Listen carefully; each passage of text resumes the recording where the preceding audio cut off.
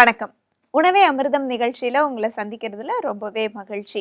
இந்த வாரம் முழுக்க தொண்டைக்கு வளம் தரக்கூடிய உணவு வகைகள பார்த்துக்கிட்டு இருக்கோம். அந்த வகையில இன்னைக்கு என்ன பார்க்க போறோம், அதனுடைய பயன்கள் என்ன அப்படிங்கிறத டாக்டர் செல்வ சண்முகம் அவர்கள் கிட்ட கேட்டு தெரிஞ்சுக்கலாம்.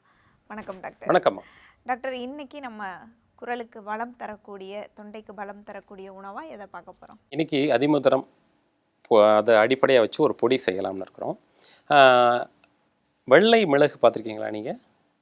பொடியா பார்த்துருக்கேன் டாக்டர். அதான் பொடியாக வெள்ளை மிளகு பொடியாக பார்த்துருக்கீங்களா? வெள்ளை மிளகு, கருப்பு மிளகு மாதிரியே வெள்ளை மிளகு, அது கொஞ்சம் காரம் குறைவாக இருக்கும். எதுக்குன்னா இது சுவைச்சு சாப்பிடக்கூடிய ஒரு பொருள் அப்படிங்கிறதுனால இந்த அதிமதுரம், வெள்ளை மிளகு, அதுக்கப்புறம் சுக்கு இதெல்லாம் போட்டு நல்லா பொடி பண்ணி வைக்க போகிறோம். பொடி பண்ணி வச்சுட்டு நல்லா கொதிக்கிற வெந்நீரில் இந்த பொடியை கொஞ்சம் போட்டு அப்படியே மூடி வச்சிட்டோம் அப்படின்னாச்சுன்னா அது சூடு ஆறி குடிக்கிற பதம் வர வரைக்கும், லியூக் வார்ம் வாட்டர்னு சொல்லுவாங்க, அந்த தொண்டைக்கு இதமாக வரக்கூடிய அளவுக்கு அதை வந்து ஆறின பிறகு அதில் பனை வெல்லம் கலந்து இதை என்ன பண்ணணும் அப்படின்னாச்சுன்னா நல்லா சுவைச்சு வாயில் வச்சிருந்து முழுங்கணும். நல்லா உறிஞ்சி குடித்தல்னு சொல்லுவாங்கள்ல, அந்த மாதிரி சுவைத்து குடிச்சிட்டோம் அப்படின்னாச்சுன்னா இது ரொம்ப ஏதாவது என்னுடைய நண்பர் திருமணத்துக்கு இரவில் பார்த்தீங்கன்னா 3 நாள் நண்பர் அந்த இரவு முழுவதும் விழிச்சிருந்து வேலை பார்த்தாரு. இது ஒரே வேளை குடித்த உடனே அந்த தொண்டை கட்டு அவருக்கு சரியாக போச்சு. திருமணத்தன்னைக்கு அவர் வந்து எல்லாத்தையும் நான் வாங்கன்னு கேட்க முடியாதே அப்படின்னு ஒரு வருத்தப்பட்டிருக்கிற சூழ்நிலையத்தில் இரவு நேரத்தில் இதை போய் கொடுத்தோம். மறுநாள் காலையில் நல்ல குரல் வளத்தோடு வந்தார். அதாவது ரொம்ப நான் சொன்னேன் இல்லையா, இரவு கண் விழித்தல், நேற்றே பேசிகிட்டு இருக்கும்போது நம்ம சொன்னோம், இரவு கண் விழித்தல், அதே மாதிரி தவறாக குரலை பயன்படுத்துதல், இந்த மாதிரி கண்டிஷன்ல எல்லாம் உடனடியாக தீர்வு ஏற்படுத்துறதுக்கு இந்த அதிமதுர பொடி உதவியாக இருக்கும். இந்த அதிமதுரத்தில் இருக்கக்கூடிய பலவிதமான நல்ல பொருட்கள் எல்லாமே அந்த தொண்டையில் இந்த பிரச்சனையை ஏற்படுத்தக்கூடிய காரணிகளை நீக்கிறதோட மாத்திரம் இல்லாமல் குரல் வளத்தை மேம்படுத்தும். சாதாரணமாகவே நீங்கள் பார்த்துருப்பீங்க, பாடகர்கள் எல்லாம் இந்த அதிமதுரத்தை சின்ன சின்ன துண்டாக வெட்டி ஒரு டப்பாவில் போட்டு வச்சுக்குவாங்க முன்ன காலத்துலலாம். இப்போ வச்சுருக்காங்களா அப்படிங்கிறது எனக்கு தெரியல.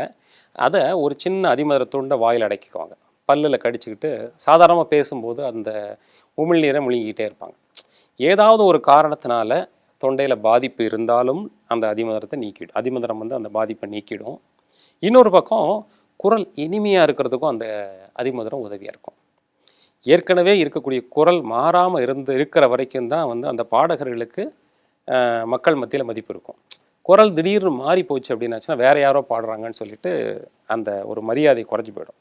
அதனால் அந்த இனிமையான குரலை பாதுகாப்பாக ரொம்ப காலம் வச்சுக்கிறதுக்கு இந்த அதிமதுரம் ரொம்ப உதவியாக இருக்கும். இதில் கூட சேர்த்துருக்கக்கூடிய சுக்கா இருக்கட்டும் அல்லது வெள்ளை மிளகாய் இருக்கட்டும், அந்த இன்ஃபெக்ஷன்னு சொன்னோம் முதல் நாள் நம்ம பேசும்போது பார்த்திங்கன்னா, தொற்று கிருமிகளால் இந்த குரல் பாதிப்படையுதுன்னு சொல்லிட்டு, அந்த தொற்று கிருமிகளை நீக்கிறதுக்கு வேகமாக இந்த மிளகும் சுக்கும் உதவியாக இருக்கும். பனை வெல்லம் கேட்கவே வேண்டியதில்லை, குரல் இனிமைக்கு அந்த பனை வெல்லம் ரொம்ப உதவியான பொருள். ஆக இந்த கலவை அப்படிங்கிறது மிகச்சிறந்த அளவிற்கு குரலை பலப்படுத்துறதுக்கு உதவியாக இருக்கும். டாக்டர், இது வெறுமனே குரல் வளம் அப்படிங்கிறதுக்கு மட்டும்தானா, அல்லது சளி தொந்தரவு இருக்கிறவங்களுக்கு, அந்த இருமல் இருக்கும், அந்த மாதிரியான தொந்தரவுக்கும் இது பயன்படுமா? ஆமாம், நிச்சயமாக இருமல் குறைக்கிறதுக்கும் இது பயன்படும். சளி அடிக்கடி பிடிக்கிறவங்களுக்கு வராமல் தடுக்கிறதுக்கும் இது பயன்படுத்தும். என்ன காரணத்தினாலும் இருமல் இருந்தாலும் சரி, அவங்க எந்த விதமான மருந்துகள் எடுத்துகிட்டு இருந்தாலும் அதோடு சேர்த்து இதை பயன்படுத்தினா அந்த குரல் பாதிக்காமல் இருக்கிறதுக்கும் இருமல் வராமல் இருக்கிறதுக்கும் சரியாகும். சிலர் பார்த்திங்கன்னா ஏதாவது ஒரு சளி தொந்தரவு நீங்கி அதுக்கான ஒரு மருத்துவ முறை எடுத்த பிறகு இந்த வறட்டு இருமல் நீங்காமலே இருந்துகிட்ருக்கும். இந்த இருமிக்கிட்டே இருப்பாங்க. என்னென்னு பார்த்தாச்சுன்னா காய்ச்சல் வந்து போச்சு ஆனால் அந்த இருமல் குறையலை, மார்பில் சளி கட்டி இருந்தது ஆனால் இருமல் குறையலை அப்படின்னு சொல்லுவாங்க. அந்த மாதிரி நிலையிலெல்லாம் இது வந்து ஒரு வேளை 2 வேளை குடித்தாலே அந்த வறட்டு இருமலை உடனடியாக நீக்கக்கூடிய ஆற்றல் உண்டு. அந்த தொண்டையில் வறட்டு இருமல் சொல்லக்கூடியது வறட்சி ஏற்படுத்துறது. வறட்சி ஏற்படும் போது போதுமான நீர்த்துவம் தொண்டையில் இல்லாதனால அடிக்கடி இருமிக்கிட்டே இருக்கணும்னு ஒரு எண்ணம் ஏற்படும். அந்த போதுமான அளவிற்கு அந்த தசை நான்னு சொல்லக்கூடிய குரல் இனிமையை ஏற்படுத்தக்கூடிய அந்த பகுதிகளுக்கு போதுமான ஊட்டத்தை கொடுத்து பழைய நிலைக்கு மாற்றக்கூடிய ஆற்றல் அதிமதுரத்துக்கு உண்டு. எப்போதுமே ஒரு மருத்துவ நிலைக்கு, அதாவது ஒரு மருந்து சாப்பிட வேண்டிய ஒரு நிலைக்கு மருந்தை கொடுத்து அந்த வியாதியை நீக்கிறதோடு மாத்திரம் இல்லாமல் பழைய நிலைக்கு மீட்டு கொண்டு வர்றது அப்படிங்கிறது ரொம்ப முக்கியம். அதே மாதிரி குரல் பாதிப்பை நீக்கக்கூடிய வகையில் மருத்துவம் செஞ்சு முடித்த பிறகு குரலை பழைய நிலைமைக்கு கொண்டு வர்றதுக்கு அதிமதுரம் உதவியாக இருக்கும். எத்தனை நாளைக்கு டாக்டர் இதை தயாரித்து வச்சுட்டா கெடாமல் இருக்கும்? இந்த பொடி மாதிரி நம்ம செஞ்சு வச்சிட்டோம் அப்படின்னா 3 மாதத்துக்கு கெட்டு போகாமல் இருக்கும். நிச்சயமா. இதை நான் செஞ்சு பார்த்துட்டு சுவைச்சு பார்த்துட்டு வந்து பேசுகிறேன் நிச்சயம். டாக்டர். அதிமதுர பொடி எப்படி செய்கிறது அப்படிங்கிறத இப்போ பார்க்கலாம். அதிமதுர பொடிக்கு தேவையான பொருட்கள் என்ன அப்படிங்கிறத இப்போ பார்க்கலாம்.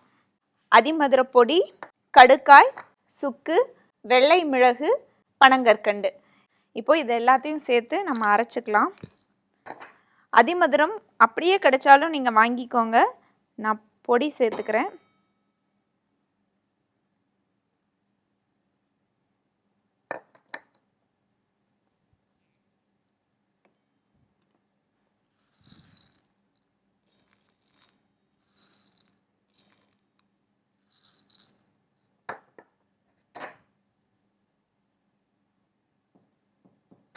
இப்போது இது எல்லாத்தையும் சேர்த்து நல்லா பவுடராக அரைச்சிக்க போகிறேன்.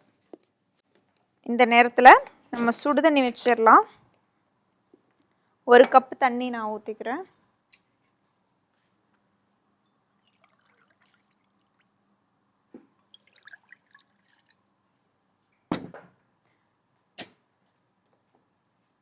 அதிமதுர பொடி அப்படியே தேனில் குழைச்சும் சாப்பிடலாம். இல்லை சுடுதண்ணியில் உங்களுக்கு அப்படியே சாப்பிட்றதுக்கு கஷ்டமாக இருந்துச்சுன்னா சுடுதண்ணியில் கலந்துக்கிட்டும் சாப்பிட்லாம்.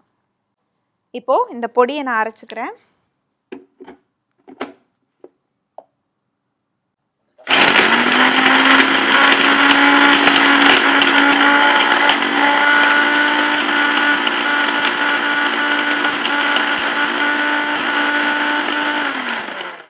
இப்போது இது நல்லா பவுடர் ஆயிடுச்சு. நல்லா கொதிக்கிற தண்ணியில் இந்த பொடி 1 ஸ்பூன் போட்டு ஒரு 10 நிமிஷத்துக்கு நீங்கள் மூடி வச்சிடணும். அதுக்கப்புறமா எடுத்து வடிகட்டி குடிக்கலாம்.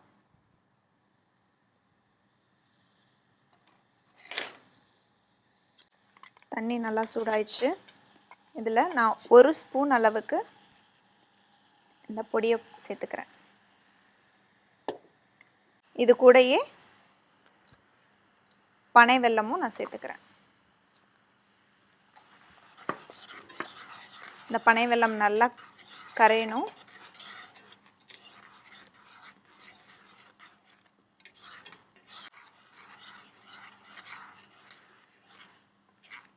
இப்போது நான் ஸ்டவ் ஆஃப் பண்ணிட்டேன். ஒரு 10 மினிட்ஸ்க்கு இதை நீங்கள் மூடி வச்சிடுங்க. அதுக்கப்புறமா எடுத்து வடிகட்டி குடிக்கலாம்.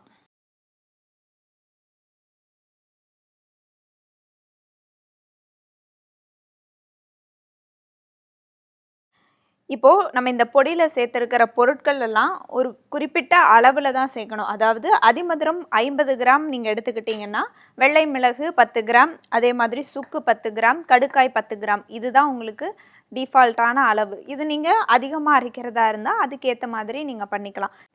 அதில் நான் இப்போது பாதி அளவு தான் சேர்த்துருக்கேன்.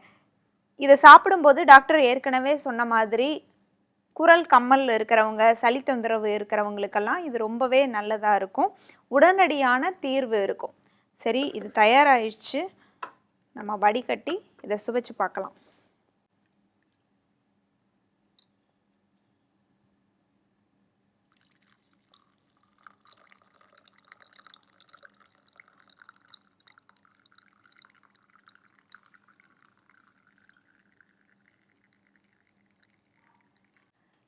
இப்போது நம்ம இந்த அதிமதுர பொடியை சுடுதண்ணியில் கலந்து வச்சுருக்கோம். இதை நான் குடிச்சு பார்க்குறேன், எப்படி இருக்குன்னு பார்க்கலாம்.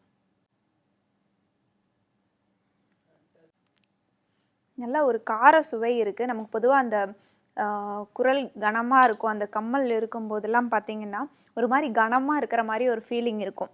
இதில் ஒரு கார சுவை இருக்குது, சுக்கு இருக்குது, மிளகு இருக்குது. அதனால நல்ல சுவை இருக்குது. ஒரு தொண்டைக்கு இதமான ஒரு பானமாக இருக்குது. நிச்சயமாக நீங்களும் இதை ட்ரை பண்ணி பார்த்துட்டு எங்களுக்கு எழுதி அனுப்புங்க. அடுத்ததாக டாக்டர் செக்மெண்ட் போகலாம். அதிமதுர பொடி எப்படி செய்கிறது அப்படிங்கிறத பார்த்தோம். அடுத்ததாக நேயர்களுடைய கேள்வி பகுதிக்கு வந்துட்டோம். டாக்டர்கிட்ட இதற்கான விடையை கேட்டு பெறலாம். டாக்டர் ஸ்ரீனிவாசன் ராமேஸ்வரம்லேருந்து கேட்டிருக்காங்க. அதாவது ஒரே பக்கமாக தூங்கியோ அல்லது தூக்கத்திலிருந்து எந்திரிச்சதுக்கப்புறம் எனக்கு ஒரு பக்கமாக வலிக்கிற மாதிரி ஒரு ஃபீலிங் இருக்குது. கழுத்தெல்லாம் எப்போ பார்த்தாலும் வலிக்குது. இது நான் தூங்குகிற முறை தப்பா என்னன்னு தெரில. இதற்கான என்ன வழி அப்படின்னு கேட்டிருக்காங்க.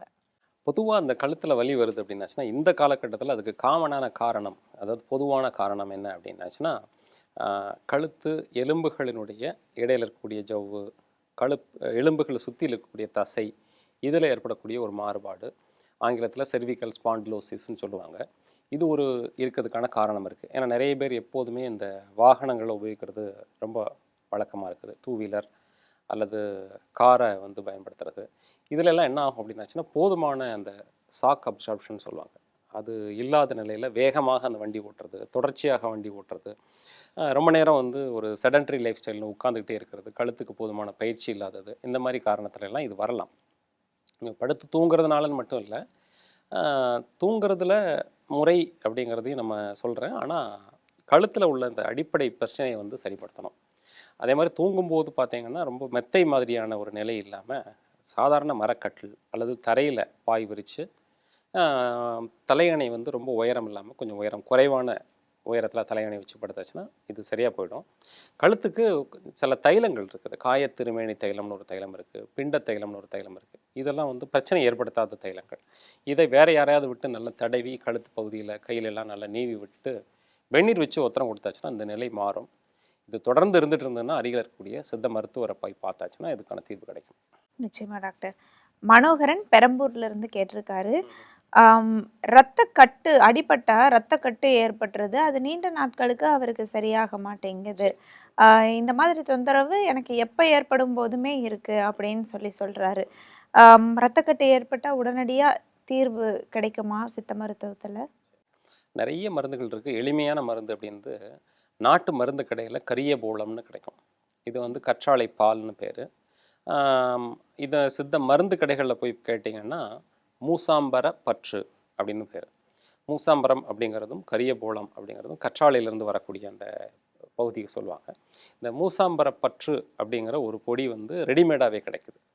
அதை கொஞ்சம் தண்ணியில் குழைச்சோ அல்லது முட்டையினுடைய வெள்ளை கருவில் குழைச்சோ மேலே 10 மாதிரி போடணும். இப்போ இந்த இடத்துல 10 அடிபட்டு ரத்த கட்டு இருக்குது அப்படின்னாச்சுன்னா அந்த இடத்த முழுமையாக நல்லா நீக்கி சுத்தப்படுத்திட்டு லேசாக வெந்நீர் வச்சு ஒத்தரம் கொடுத்துட்டு காய்ஞ்ச பிறகு அந்த 10 மேலே போடணும். அப்படி போட்டாச்சு அப்படின்னாச்சுன்னா கொஞ்சம் கொஞ்சமாக அந்த ரத்த கட்டு நீங்கி இயல்பான நிலைமைக்கு வர்றதுக்கான வாய்ப்பு இருக்குது. இது வந்து எளிய வழி. இந்த கரியபோலம் அப்படிங்கிறதே வீக்கம் உருக்கின்னு சொல்லுவாங்க சித்தர்கள். வீக்கம் உருக்கின்னா ரத்த கட்டுனாலேயோ அல்லது அடிப்பட்ட தசை வீக்கத்தினாலேயோ ஏற்படக்கூடிய முழுமையான அந்த ஸ்வெல்லிங்கை முழுமையாக நீக்கிறதுக்கான ஒரு முக்கியமான மருந்து கற்றாழை பால்னு சொல்லக்கூடிய கரியபோலம். நிச்சயமா டாக்டர், இது பயனுள்ளதாக இருந்திருக்கும். நிறைய பேர் பார்க்குறவங்களுக்கும் பயனுள்ளதாக இருந்திருக்கும்.